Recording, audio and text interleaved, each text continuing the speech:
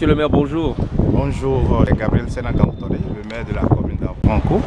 Avouons que nous sommes très heureux de te revoir ici. Nous sommes au forum.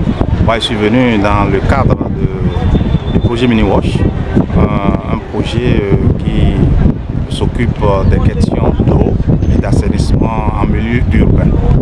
Avouons que notre présence ici nous a permis quand même de partager des expériences avec d'autres communautés, d'autres communes, parce que le thème de ce forum est important, la sécurité de l'eau pour la paix et le développement. Oui, c'est très important parce que l'eau, certes, tout le monde sait qu'il faut fournir de l'eau à nos populations.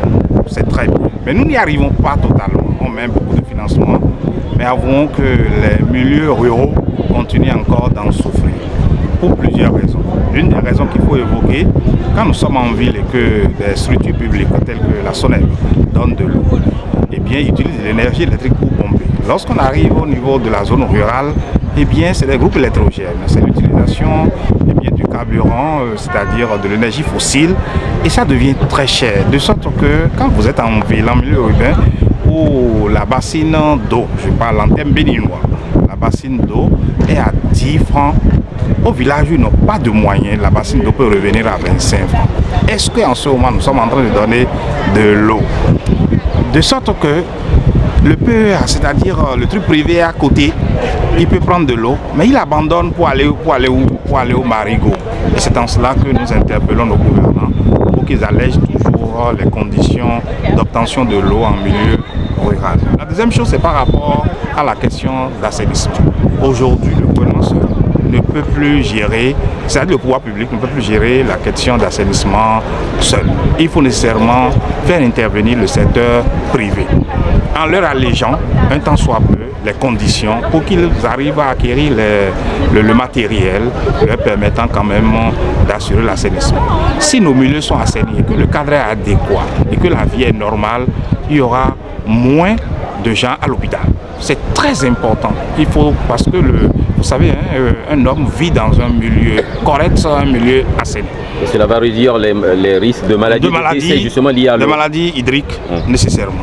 Mais en dehors de ça, quand on dit l'eau, avec le changement climatique, c'est-à-dire à travers l'ODD 13, on constate que l'atteinte de l'ODD 6 est compliquée.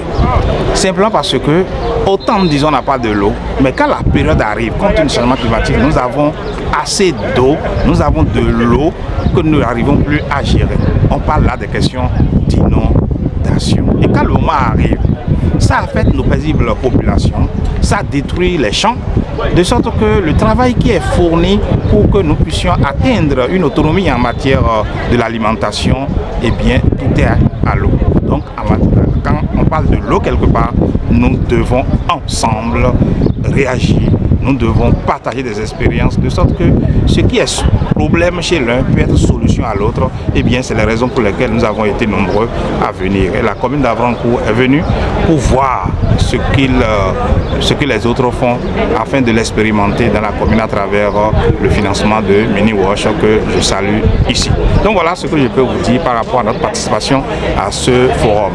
Du point de vue organisation logistique, on peut dire chapeau au gouvernement sénégalais qui a mis les petits plats dans les grands pour réussir. On a souffert de rien avec ce grand monde. Je crois quand même que c'est un satisfait pour l'organisation.